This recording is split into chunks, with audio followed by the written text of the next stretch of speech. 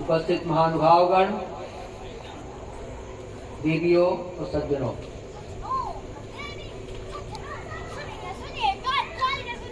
बात सन 1979 की है। रीवा में बंदर पार्क में एक गायत्री जी का कार्यक्रम था, बड़ा कार्यक्रम था। उसमें 3 लड़कियां आई मेडिकल कॉलेज से।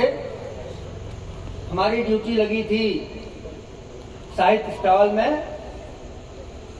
परिचय पूछा, बताया कि हम महासुआ के हैं, अनंत पंडित जी की बिटिया है। मुझे बड़ी खुशी हुई। आज के समय में, उस जमाने में जब लड़कियों को गांव के बाहर शिक्षा देने के लिए कतिपय लोग ही भेजते थे, पंडित जी ने एक बहुत बड़ा साहस और बहुत बड़ी अपनी बुद्धिमत्ता का परिचय दिया। उसका प्रतीक हुआ कि ये स्टाफ नर्स बन करके रायपुर में रख हुई।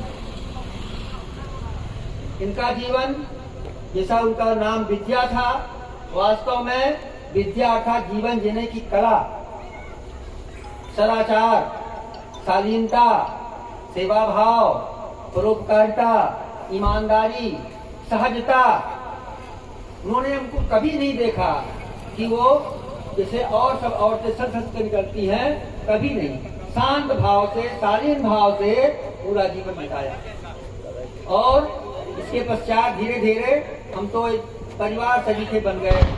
यहाँ से जब निकलते रहे, जब ये घर बन गया, कहीं चाचा जी 10 मिनट अपना बैठ जाया करें, उनका संतोष होता है। वो देखते थे, सवेरे से रोगी आ जाते थे, किसी को ना नहीं किया, छलाहट नहीं आई। रात को 2 बजे हो चाहे 4 बजे हो, आधी रात हो, उनका दरवाजा रोगियों के लिए, सेवा के लिए तत्पर जाता था। मेरी स्वयं की घटना है। 14 जनवरी को वो स्वयं कार्यक्रम में हमारे गई थी, गायत्री मंदिर की स्थापना का दिन था।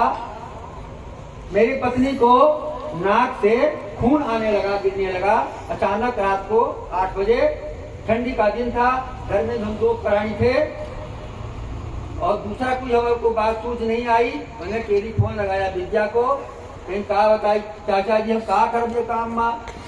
हम कहें तुम आ जाओ, हम 2 से 3 हो जाएंगे, समस्या सुलझेगी। उस समय वो ठंडी का दिन था, आटा गूंथ रही थी। हाथ धो करके तत्काल हमारे घर पहुंची और जो जना बन पड़ा दिया। रात को नींद आई, हमें बीपी की गोली दिया और ठीक ठाक हुई। इस प्रकार का भाव कौन कर सकता? ठंडी के दिन में है 3 किलोमीटर जाना आना,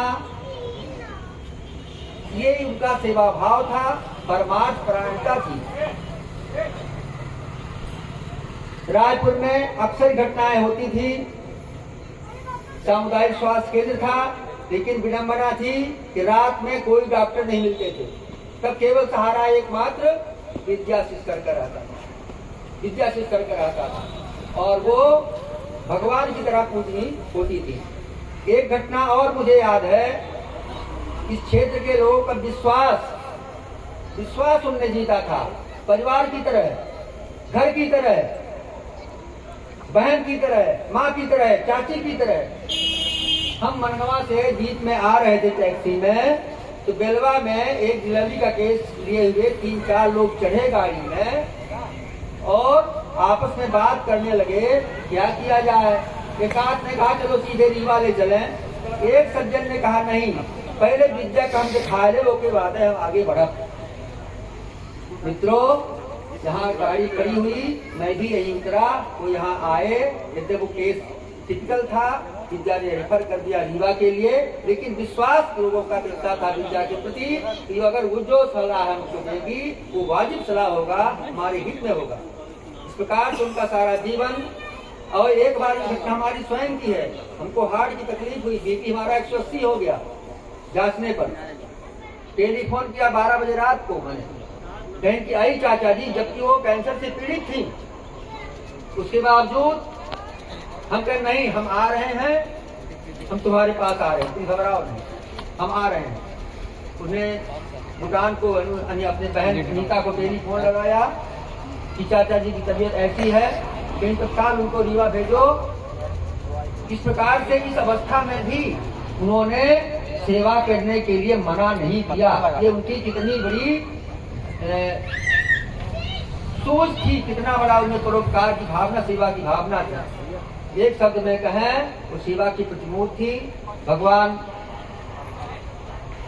ने उनको अल्प समय में, इसको हम अकाल मृत्यु कहते हैं, 60 के पहले जब मृत्यु हो जाती है उसे हम अकाल मृत्यु कहते हैं। अकाल मृत्यु हुई, लेकिन मुझे ये विश्वास है जितना काम उसने इस जीवन काल में किया वो नया जीवन लेकर के उसे चौगुना काम और करने जा रही हैं।